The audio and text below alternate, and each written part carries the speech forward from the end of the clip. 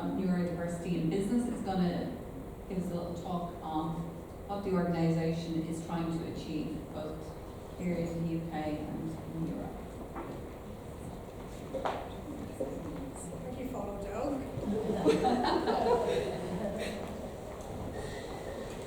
It's all right, I had to follow Martin. So.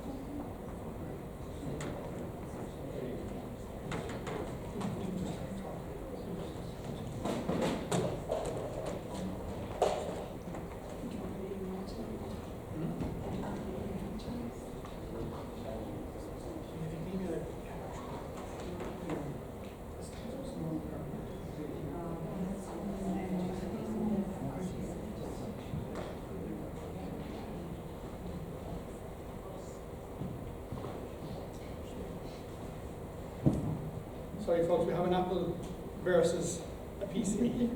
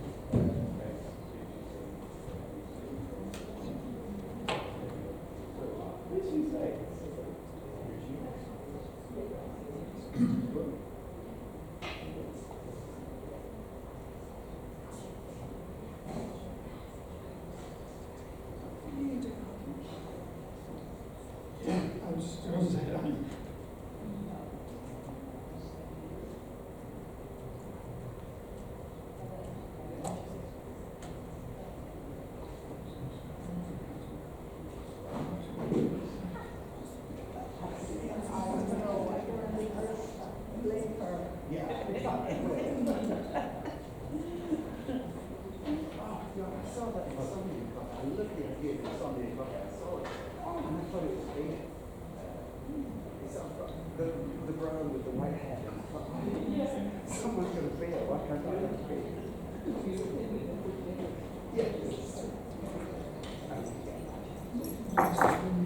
Wow, that's a good point.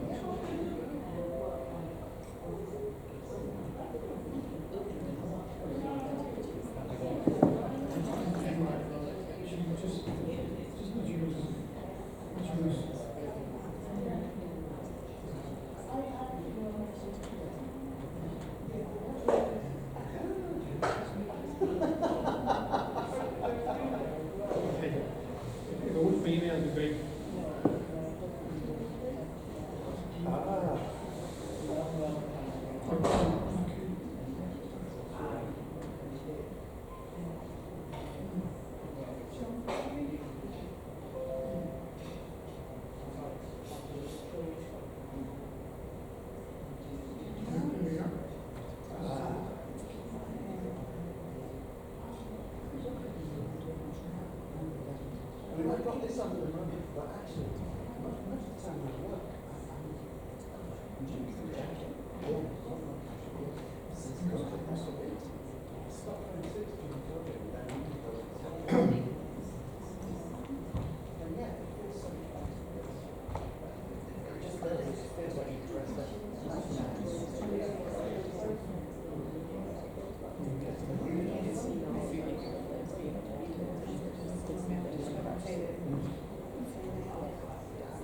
There you go.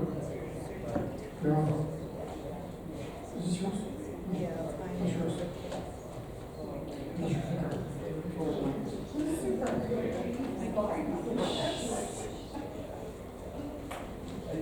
you very much. It's not that much harder to take the suit. It's not hard.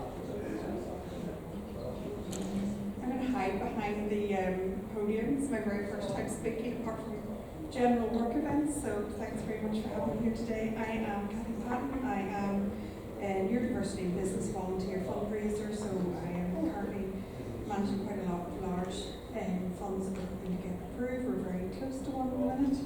I've been involved with the charity since 3 months after it started, with Dan Harris, who's our CEO and founder. He's a really inspirational speaker on Neurodiversity, and you'll see him on LinkedIn. He has a non-speaking child, Joshie Man, and he's really passionate. He's had some really great posts recently about Joshie, so we've asked him to do a follow on LinkedIn. I'm the lead Disability and Safe Haven EDI group lead for HMRC Transformation, so for the UK Civil Service. I'm also working with project management there, dealing with IT projects, and I'm a business mentor with Association of Business Mentors. Now, just like Doug there, I'm a former banker. I don't know where all these bankers come to Neurodiversity, and I also worked in HSBC, so they were a really super place to work. So I'm going to take you through what we do and why we set up Neurodiversity in Business. So Neurodiversity in Business was set up really to raise the profile that we are very employable. For myself, I'm recently late diagnosed female, 18 months of ADHD, and more recently autism, which I completely didn't see at all. So a lot of acceptance and going through all of that. Full disclosure, day 2 of medication for me. It's been 18 months, it was something I wanted to try, but we work on that with our mind, body and soul as well, like what Doug's mentioned there earlier. So it's not just medication, it's all your therapies, etc. aside. So obviously we're trying to promote with businesses the skills that we all have. Some of the people within our volunteers, we've got 60 to 100 volunteers at any given time within the charity. Some are in some incredible jobs, some don't like to publicly diagnose what their conditions are, which is totally fine. I'm very open, and because I do a lot of advocacy in work as well, so it's something that we look at there. So 15 to 20% of the UK population, Irish figures are looked up about 4%, and worldwide looking more towards 15%. So are neurodivergent. For myself, just a disclosure on language, I refer to myself as neurodiverse. I know that's not technically correct, but it's just kind of where I am on my journey of understanding and learning. There's 700,000 people with autism spectrum condition in the UK, 2 million with dyslexia in the UK, and it's a 787% jump in autism diagnosis over the last 2 decades, an 800% increase in prescriptions for ADHD medication. So we try to drive through with all the corporations that we've signed up, which I'll show you towards the end, drive through the strengths that we have. So we're focused on the strengths that neurodivergent people can bring to your business. So we're critical, detail-oriented.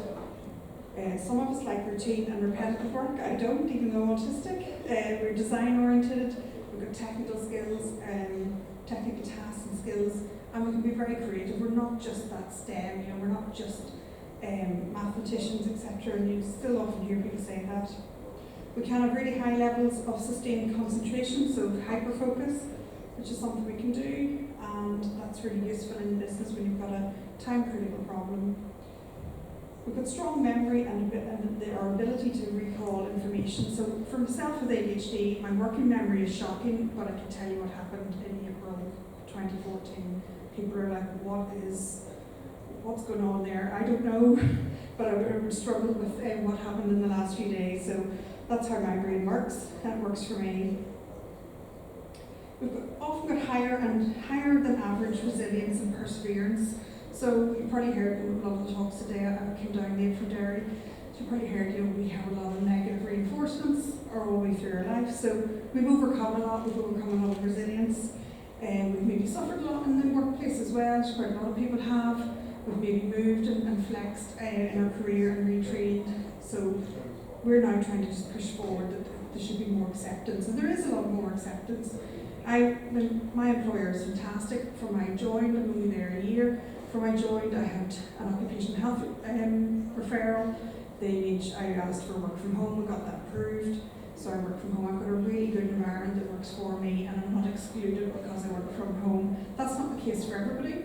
So we really advocate, for listening to what workplace adjustments and adaptations we can do for people and how they can benefit. So a lot of the employee relationship groups or groups that we set up within businesses, and that's something we do within the charity. We support people to set up those groups so you can get peer-to-peer support and hear what should be available to you, because often you don't know. If you've got a line manager that isn't as knowledgeable, they're busy with their day job, they don't need to know everything about your condition, and most of us don't really want them to, if I'm quite honest, but you want someone to meet you halfway and what you might need for accommodations. I'm sure most people in the room are quite familiar with some of the conditions that were brought up there, so autism, dyslexia, ADHD, dyscalculia, as I say, dyspraxia, dysgraphia. Why do we need to focus on neurodiversity? So economic reasons, sustainability reasons, legal reasons, social, and also the moral reason. So we do think differently. I know I get compliments at my current workplace. I would have got criticism in previous workplaces as well. You're always off the wall thinking. It sometimes sounded positive, but then when you were working within the team, it would have been like, oh, always a different way of thinking. You're always pushing this different way. So sometimes you shy away, you become quieter, then you kind of withdraw from the team. But something I've learned is that's not the right place for me. I look to move to another team or possibly move to another company, and that's why we want companies to recognise the benefits that we have there. Sustainability, so provides access to a hidden talent pool. With Gen Z coming through, they're a lot more open about their neurodiversity status. So they are quite willing to tell you what they need. They're quite willing to tell you they have a condition, that they identify as having a condition. So for industry going forward, that's something we need to be prepared for. If you think about the workplace, it really hasn't changed much from decades ago. We go in Monday to Friday, 9 to 5 in general, aside from the pandemic, but there's a lot more push to get back to the office. So it really hasn't changed that much. My ideal workplace is kind of maybe being out and about, working summer, public, back to the office, horses, maybe work from the stables.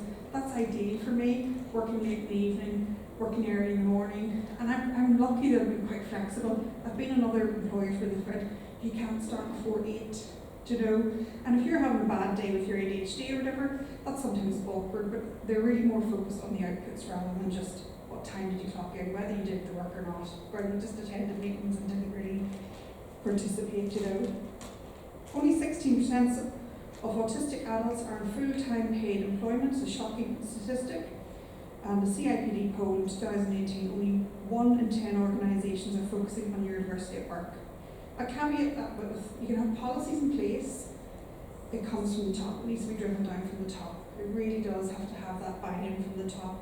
The same as I work with a lot of ERGs within our organisation and other organisations through the charity. If they've no voice, if they've no senior sponsor, it maybe doesn't go anywhere. You need that, and there's strength in numbers. So I always encourage people to set up employee groups that they've got peer support there. It's something I've done in Northern Ireland recently.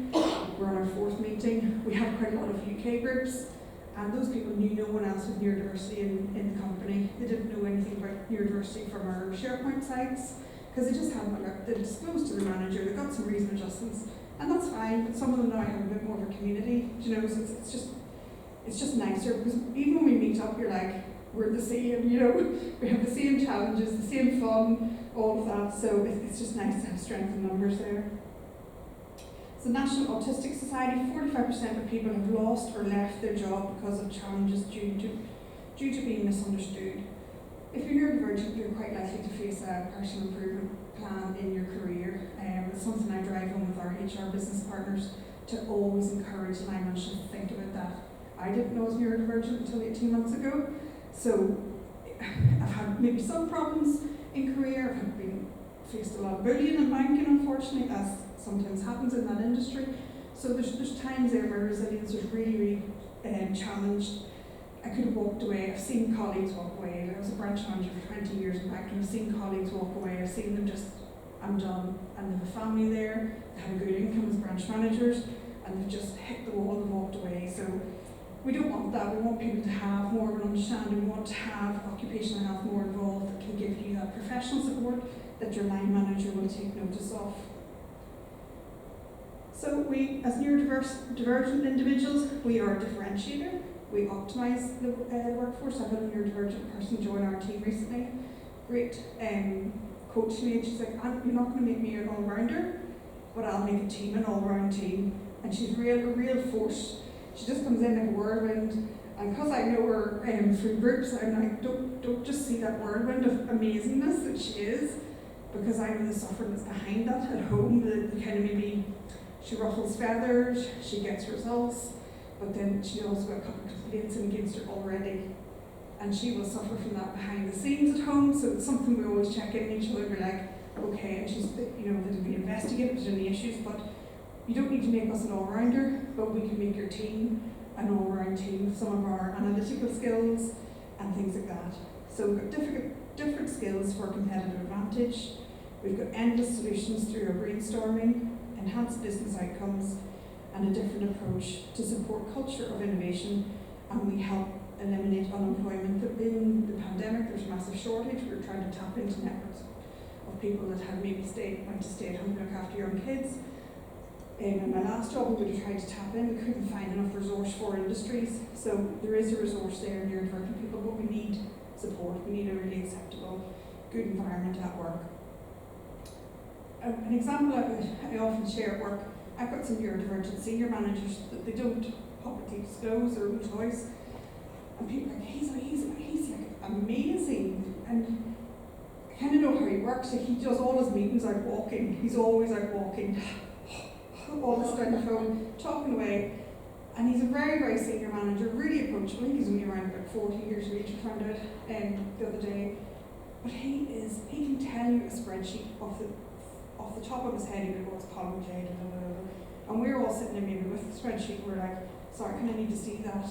And we nearly hide it at times, because my mind would work like that too. I can step through problem to see it. I might struggle to word it to people, and I might need to take time away and work with a few people or work on my own to be able to then voice it, to say I can see a solution here. So that's where we're very analytical, but I wouldn't say we're always really easy to work alongside. For myself, I can be get frustrated in trying to explain myself.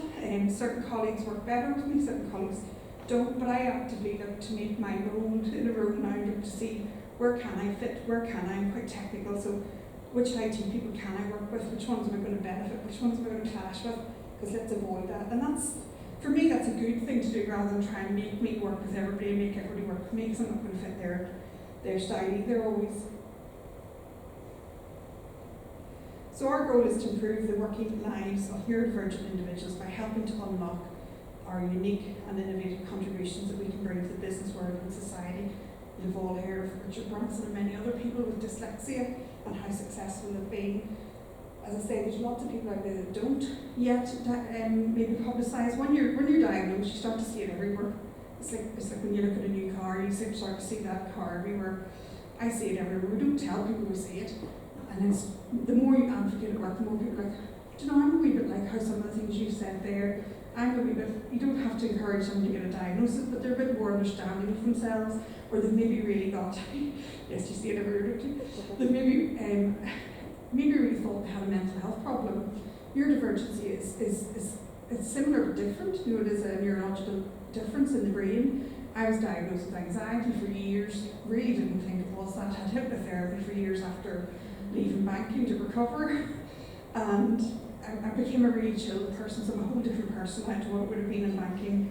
Would have been very driven, and would have done very well in banking, but now I look back and think, who was that person? I was probably suffering, but my diagnosis told me banking was perfect for you. You got the dopamine, you went in every day, you had to hit targets, you had people bringing in sick, you had to adapt.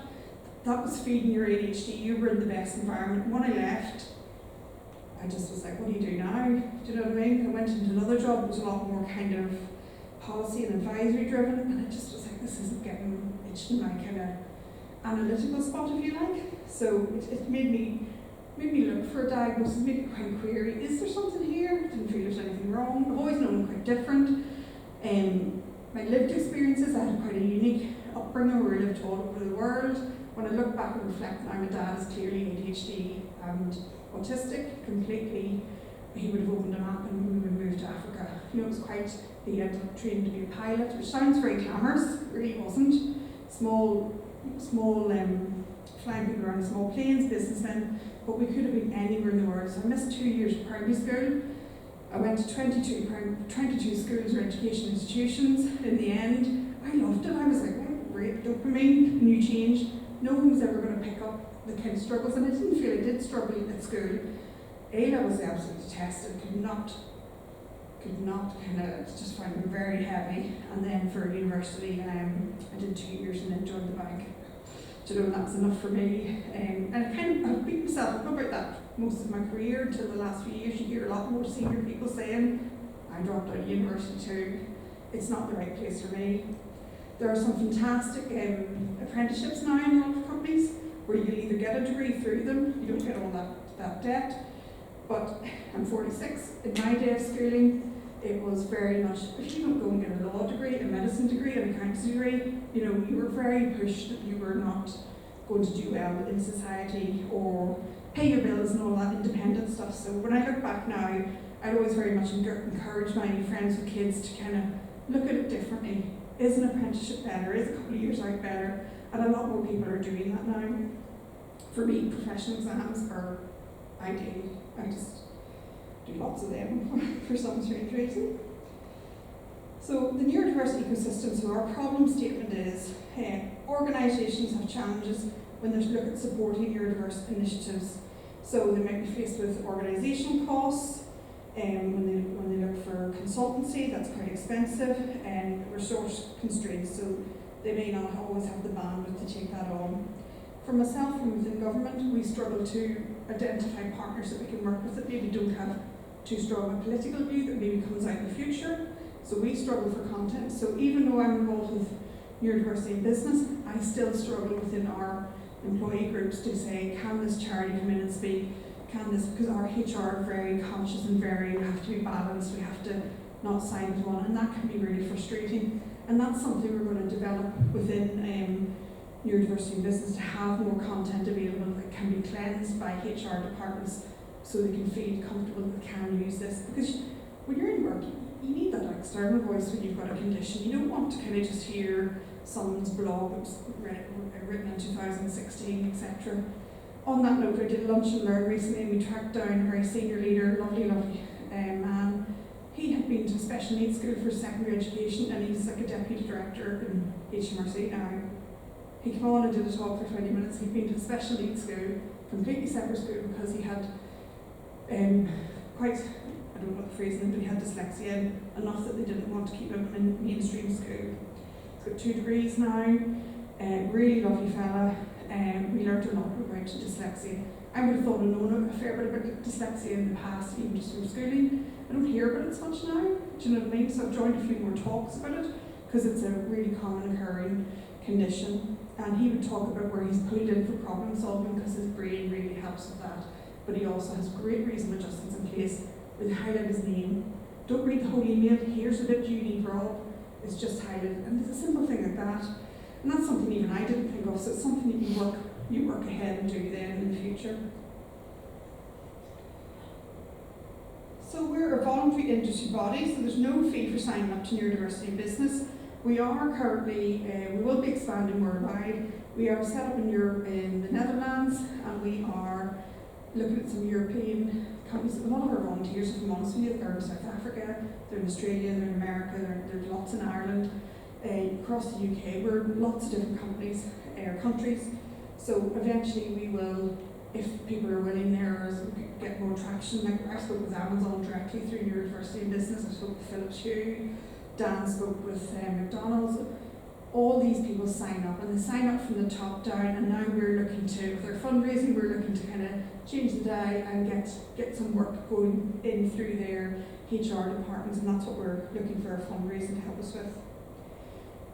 So workplaces are seeking time and support, as I said earlier, and they need a confidentiality and they need privacy where requested. So if you're looking for information, not all companies want to be seen to be looking for that information.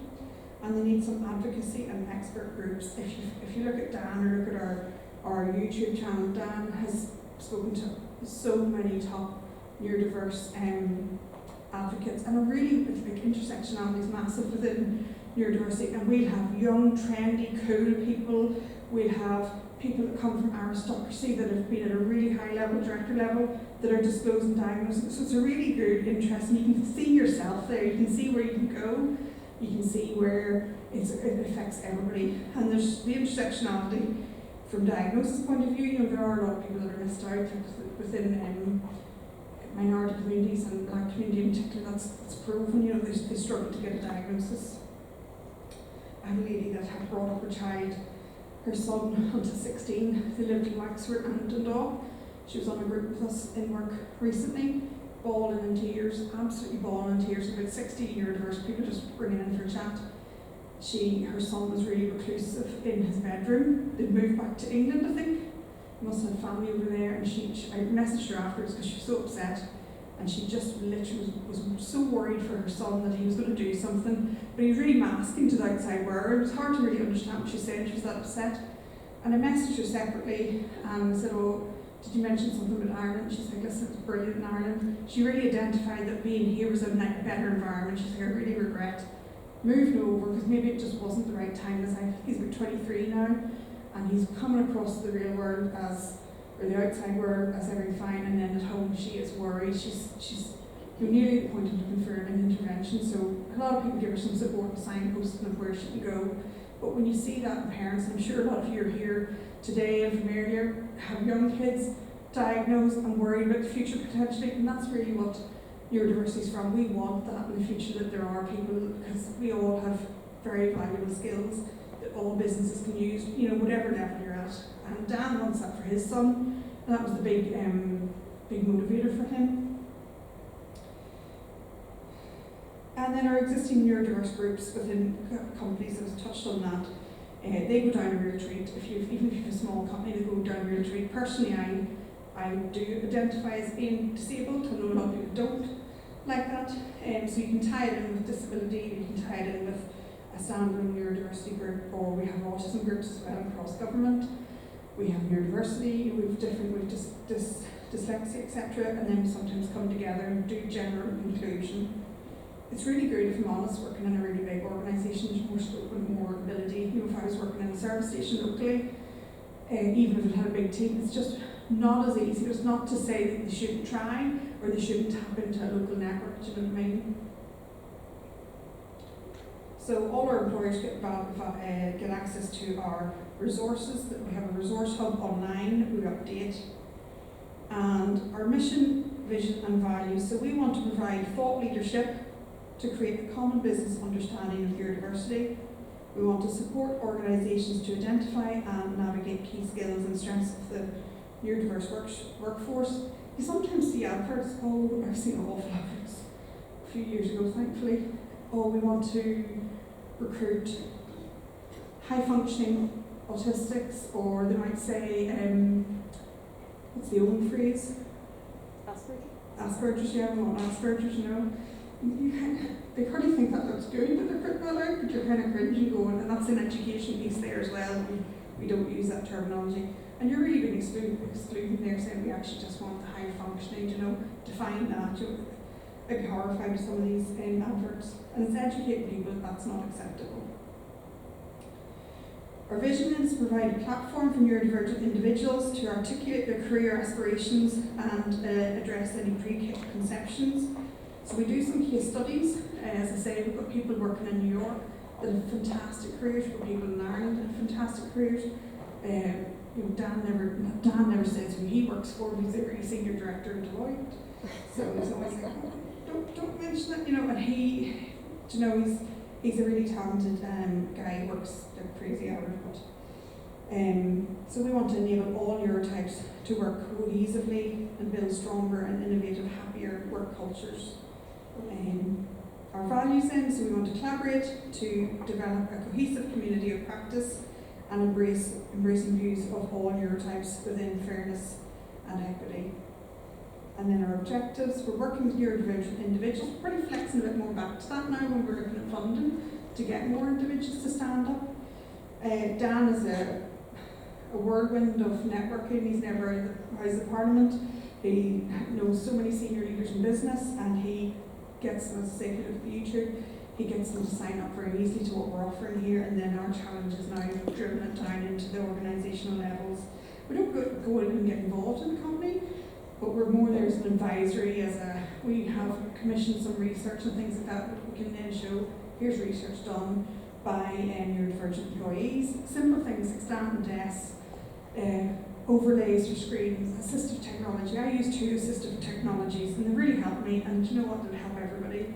One of our main things is to make not reasonable adjustments, but readily available adjustments, and they work for all. I don't want to have to go and get an occupational health report to get my software. I got trained on something recently, Read My Gold, and I was like, everybody should have this. This is an efficiency tool. This has nothing to do with the fact that I'm really struggling to read long documents. You know, it highlights things. There's so many other tools that it does, so everybody should benefit from it. So we want to have neurotypical individuals to have a better understanding and awareness of their neurodivergent colleagues. What I would find often is it's great support at the top and down to senior leaders, which is good, but sometimes I struggle with my colleagues. And full disclosure, I had a horrible 3 weeks.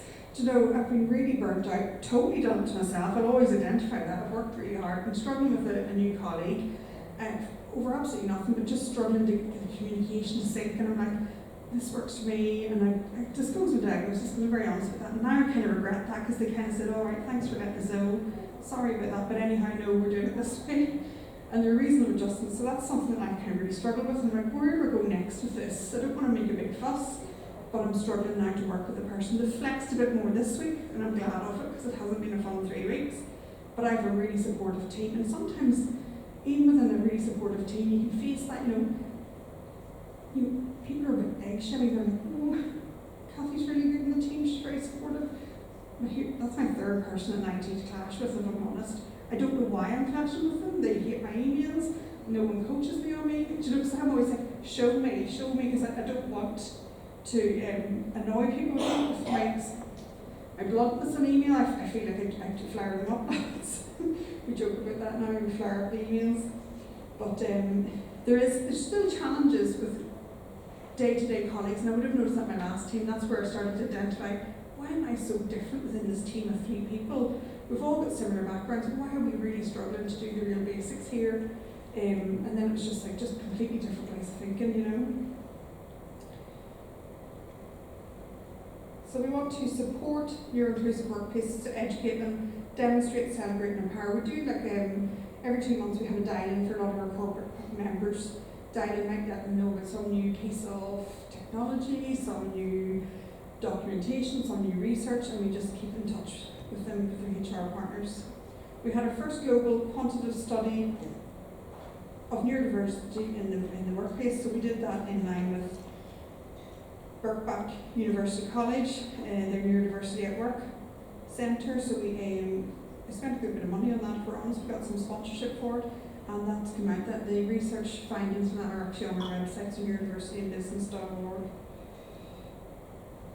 We are linking in with other strategic partners, so they're likes of institute directors are now on board, British Chamber of Commerce, and Confederation of Business Industries. And we will be looking to do future research as well. And then just that within the neurodiverse charity sector community, we all link up and we all work together. We have had our annual conference for neurodiversity.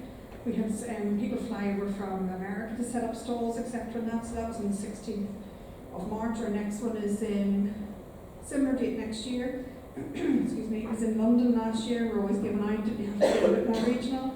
And we had 400 delegates there, and we shared the latest research, and we showcased some neuro-inclusive workplace best practice. Some companies came from America and showed some of their, which is great if you have a big budget, but they showed some of their nice places to work. Like I work in HMRC, we've got amazing offices. I work from home, but when I go up to the office, there's a wee cubby, you could be nearly at home in your jammies, and you're like, that's lovely. I've got lamps there, and chill, you know, I can do my work that works for me, I can sit out in the open, I can move into a quiet room. We have all that, and we're very, very fortunate to have that. So I really appreciate that side, but we're trying to educate people. Not every business needs to go to that level, but if they can, to let them know that it's available to them. We have a neurodiversity maturity index. I'll not go into much detail in this, but companies can assess themselves where they are in their neurodiversity inclusion journey, and they can reassess themselves further down the line to see where they are. And we will eventually probably use this as a kind of, these are really good companies to work in. So you'll really see the teams then, or the companies then, that want to really drive that forward and really take it on seriously. We have a neurodiverse resource hub online, so pull together lots of sanitised resources. So we've got rid of anything that's maybe a bit sensitive. We've checked it with people if it's useful. So we have that on our website, and that's all available free. Some of the companies that we work with so far, we've got 500 people onboarded.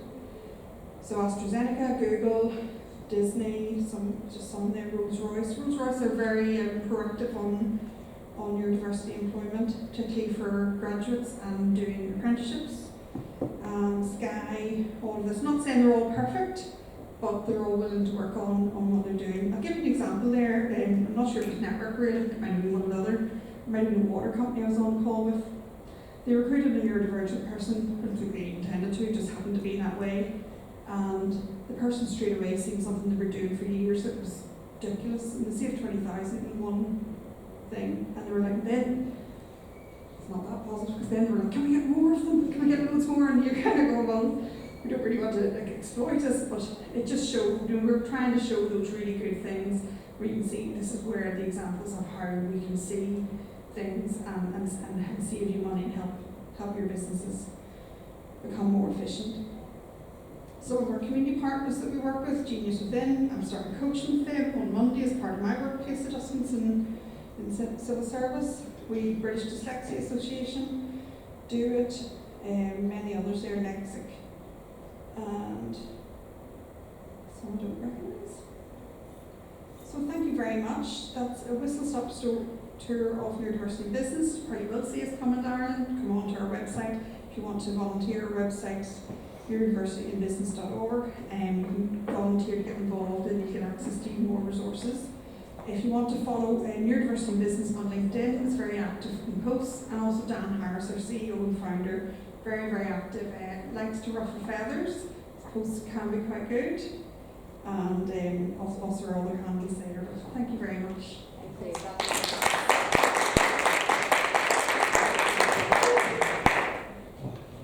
I just have a question for you. Yeah. You mentioned assistive technology, and there was a tool that you use. I use is Read and Write. Read and Write Gold is sometimes called. Text help. Yeah, that's the official name of them in Antrim, yeah. So the product I use is Read and Write Gold. It's also Clara Read, because they bought them over.